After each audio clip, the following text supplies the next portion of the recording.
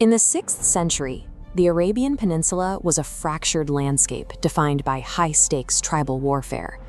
To survive here required a mastery of combat. Out of this environment emerged a commander who would fight over 100 battles and never lose once: Khalid ibn al-Walid. Khalid was born into the Makhzum clan, an aristocratic family operating within the city of Mecca. The Makhzum held a specific role within the ruling Quraysh tribe. They were the designated weapons makers and the masters of cavalry. His upbringing was pragmatic. Sent into the deep desert as a child to build physical endurance, he was trained rigorously in traditional weaponry. He learned to command the Arabian horse, developing an intuitive understanding of mounted mobility that would define his military career. That training initially made him a formidable threat to the early Muslims. At the Battle of Uhud, Khalid commanded the Meccan cavalry. Recognizing a vulnerability in the Muslim lines, he executed a flanking attack, securing a tactical victory.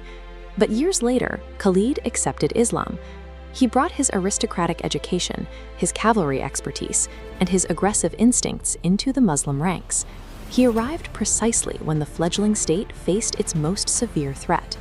The early Islamic state was isolated, trapped between two superpowers, the Roman and Sassanid empires. Shifting to a comparative chart, the threat is clear. Imperial armies possessed tens of thousands of armored infantry, siege equipment, and formal military infrastructure. Muslim forces had a mere fraction. Engaging these empires in a traditional war of attrition meant certain death. To survive, the Muslim armies could not match force with force. They needed to reinvent field tactics, prioritizing speed, evasion, and surprise over raw numbers. Khalid's upbringing made him the strategic mind for this environment.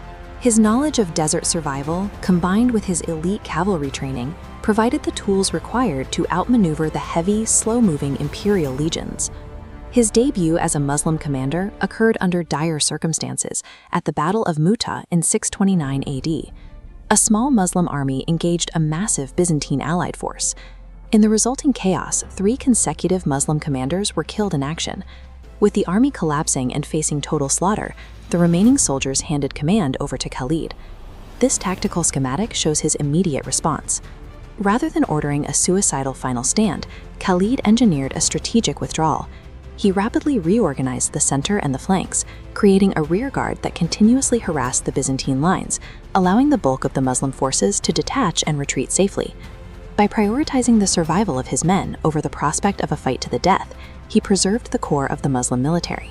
This adaptive crisis management earned him the title Saifullah, the Sword of Allah. A few years later, Caliph Abu Bakr issued an urgent order. Khalid was to leave Iraq and immediately reinforce the Muslim armies in Syria. Between him and his destination lay a waterless desert, a barrier that typically takes weeks to navigate. He decided to cross it in 6 days. He relied on a ruthless logistical tactic. Before setting out, he forced his transport camels to drink excess water.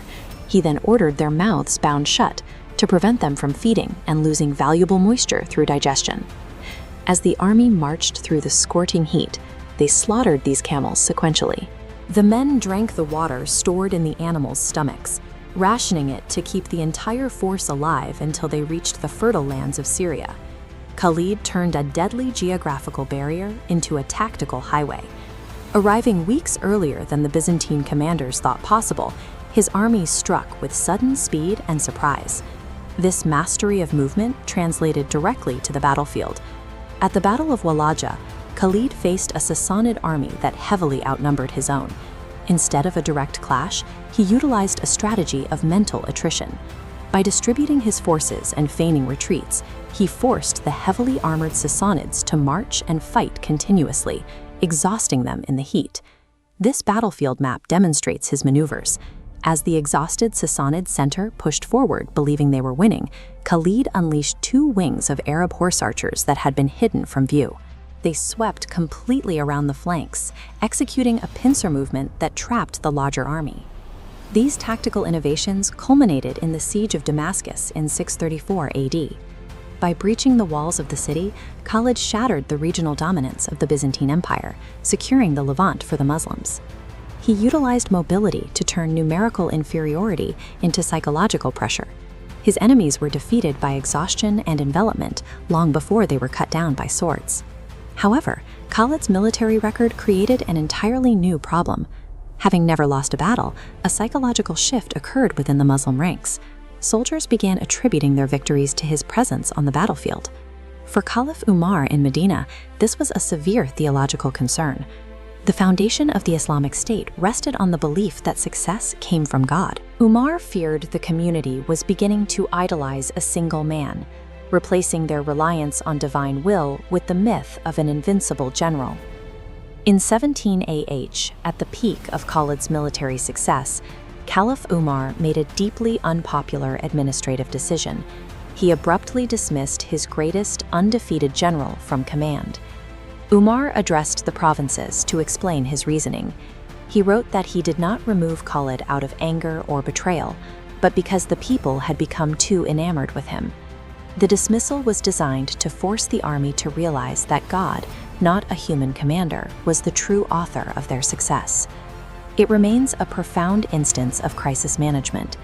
The leadership of the early state chose to protect the ideological soul of their community, even if it required sacrificing their most valuable military asset. Khalid stepped down without resistance, serving the remainder of his career as a subordinate officer. This account records his final days. His worldly possessions amounted to nothing more than his armor, weapons, and horse. Confined by illness, the undefeated general lamented, "I die even as a camel dies. I die in bed, in shame." His death sparked a massive outpouring of grief across the empire. Caliph Umar, who strictly regulated public mourning, made a specific exception for the women of the Banu Makhzum to weep openly for the passing of the Sword of Allah. Khalid ibn al-Walid's legacy is a sharp contradiction. He was a general whose blueprint for desert warfare broke two superpowers and built an empire. Yet his legend grew so vast and his victories became so undeniable that his own leaders had to remove him from power just to save the very cause he fought for.